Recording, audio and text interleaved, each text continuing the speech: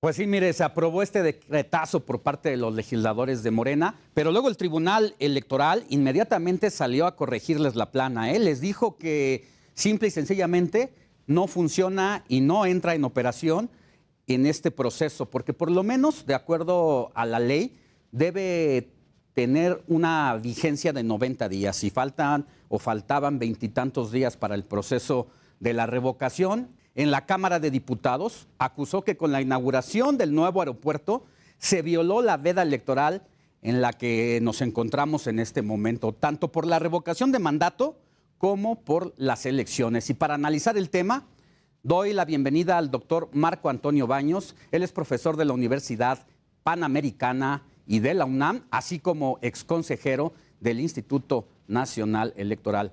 Marco Antonio, muy buenas noches, qué gusto tenerlo por aquí con nosotros. Alejandro, los saludo con muchísimo afecto, gracias y un saludo respetuoso para todo el auditorio. Bueno, pues la gran pregunta es si al inaugurarse ayer el aeropuerto y develar esta placa, realmente se incurrió en una violación a la veda electoral.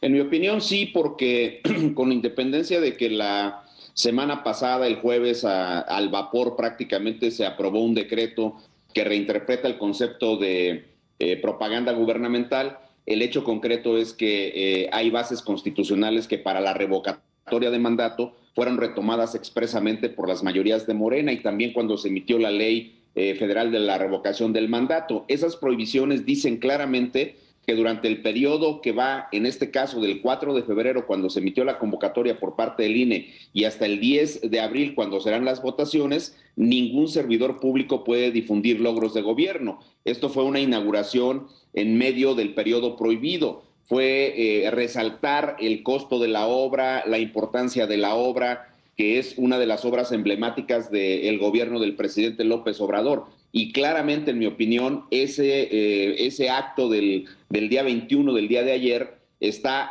colocado como una violación a la veda electoral que está establecida para los servidores públicos. De hecho, la gran deliberación que se ha tenido con el INE consiste en que ni siquiera podrían hablar sobre los temas de logros de gobierno y que no podrían incluso colocar información en redes sociales, como ocurrió, por ejemplo, la semana pasada con la propia jefa de gobierno, que colocó un tuit anunciando que se invertirían algo así como 800 millones de pesos en obras hidráulicas para la delegación Iztapalapa, y el INE le ordenó que lo bajara.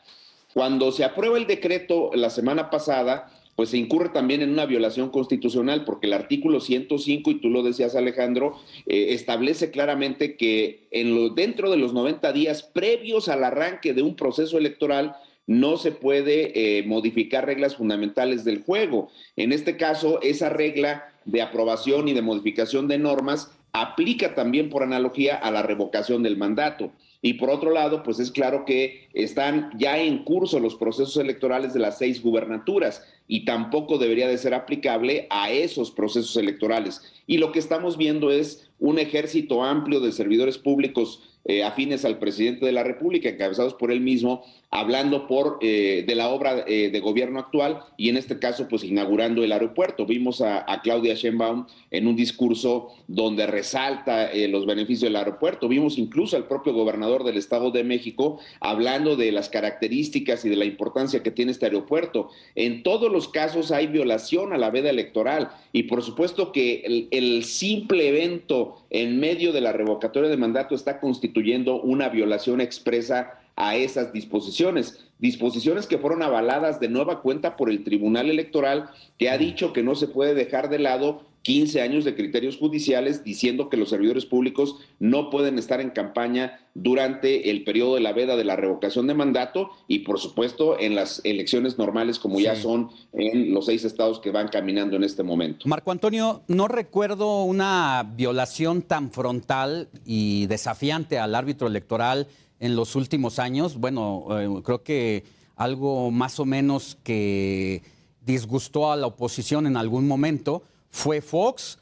Se hizo célebre el famoso cállate chachalaca, se pusieron candados precisamente más duros y más rígidos para que no hubiera violaciones flagrantes y constantes, y los que hoy están en el poder fueron los que hicieron esa promoción a las leyes electorales pero hoy en este desafío, en este intento también de desmantelar al INE en este momento para transformarlo, ¿hasta dónde vamos a llegar? Por un lado, se les amonesta, se les saca la tarjeta amarilla cada momento, cada que alguien sube un tuit, pero ¿qué le está faltando al Instituto Nacional Electoral? ¿Se puede sancionar una revocación de mandato ante la violación constante de la ley y desconocer el proceso de revocación?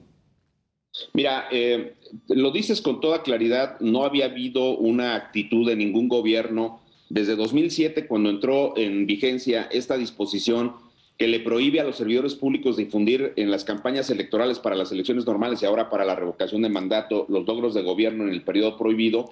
No había habido esta situación. Cuando Felipe Calderón fue presidente de la República, incurrió en algunos excesos, particularmente la veda del 2010, cuando difundió los logros en materia de ataque al crimen organizado.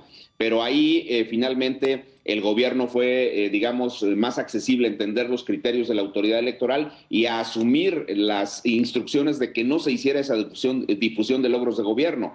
Este es un gobierno desafiante que incluso nos está diciendo con toda claridad que puede pasar por encima de las normas, que puede ajustar la ley a su conveniencia, porque quiere tener a todos los servidores públicos en campaña, primero por la revocatoria, pero también por las 6 gubernaturas que están en juego este año. Viene la gubernatura del Estado de México en el 2023 y luego viene la sucesión presidencial. Se están preparando para eso, pero se están preparando pasando por encima de las normas. Y las autoridades electorales, particularmente el INE, cumplen con su papel emitiendo las cautelares, pero ya no le toca al INE verificar que se cumplan esas cautelares. Viene ahora la parte que le corresponde al Tribunal Electoral y lamentablemente en este tipo de cosas hemos visto cómo ha sido absolutamente inútil, por decirlo de alguna manera, el arbitraje que se está siguiendo aquí, porque por más que se le ha dicho al presidente que es contraria a su conducta, no ha habido, contraria a su conducta a la propia Constitución, no ha habido hasta este momento una actitud proclive para aceptar las decisiones del Tribunal Electoral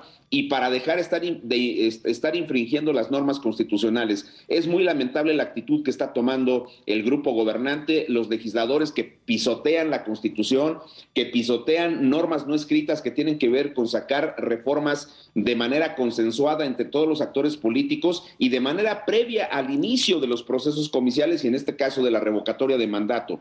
Es muy lamentable lo que está ocurriendo y yo veo que la revocatoria de mandato le dará al presidente un pretexto exacto para continuar con el trabajo de la reforma electoral y modificar de manera sensible las características, las atribuciones y todo lo que ha venido haciendo el INE y por supuesto el Tribunal Electoral del Poder Judicial de la Federación. Aprecio a un árbitro electoral y a un tribunal electoral prácticamente puesto contra las cuerdas por parte del presidente y sus gobernadores, sus legisladores, sus principales líderes en la administración pública, al desafiarlos para victimizarse en caso de que pudieran sancionarlos de una manera dura y con todo el peso de la ley, y entonces ahí pues decir, ya ven, es el árbitro electoral el que está del lado de la mafia del poder. No sé, esa es mi apreciación. ¿Cómo lo ve usted?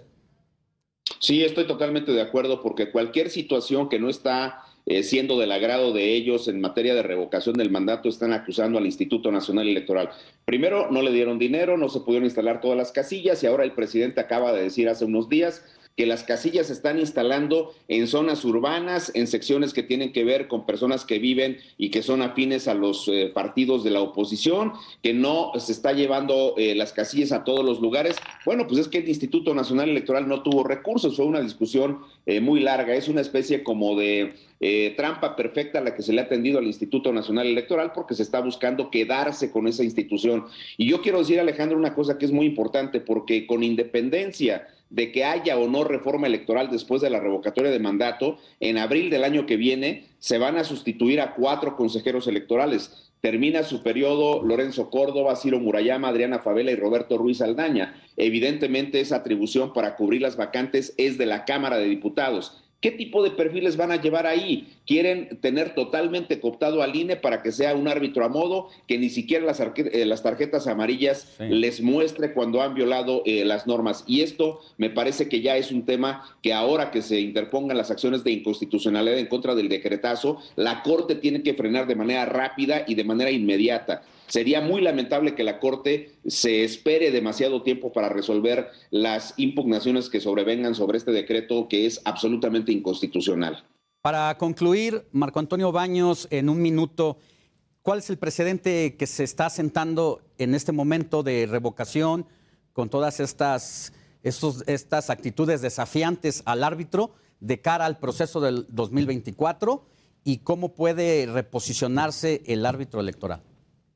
Bueno, el mensaje que está mandando el grupo gobernante es muy claro. No les importa la institucionalidad democrática, la pueden pisotear y pueden ajustar las reglas a su conveniencia. Y por supuesto que la autoridad electoral tiene que ir con mecanismos mucho más duros y se tiene que exigir que incluso por la vía penal se revise si no se están cometiendo delitos electorales, por ejemplo, con el condicionamiento de los programas, de la entrega de los beneficios de los programas sociales para ir a votar por la revocatoria de mandato, y en su momento lo harán respecto de las elecciones locales en las 6 entidades federativas. Me parece que ese es el punto central. Se tiene que ser mucho más duro, ir hacia unas multas mucho más específicas e incluso exigir en su momento la inhabilitación de servidores públicos que están vulnerando de manera tan grave la legislación electoral. Bueno, y ya de la Fiscalía Electoral, mejor hablamos en otro momento porque hasta donde tengo entendido no hay un solo proceso abierto a pesar de que en las elecciones pasadas hubo muchas violaciones, pero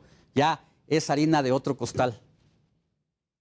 Es que ellos tienen otros datos y no van a abrir procedimientos mientras las condiciones de la Fiscalía estén como están en este momento. Si pudieron meterse a un expediente con una violación flagrante a los procedimientos de carácter penal y a los derechos de la contraparte, me parece que lo demás no va a tener ningún tránsito en la Fiscalía General de la República. Gracias, Marco Antonio Baños, exconsejero del Instituto Nacional Electoral, por haber estado con nosotros. Buenas noches. Gracias, Alejandro. Hasta luego. Hasta luego.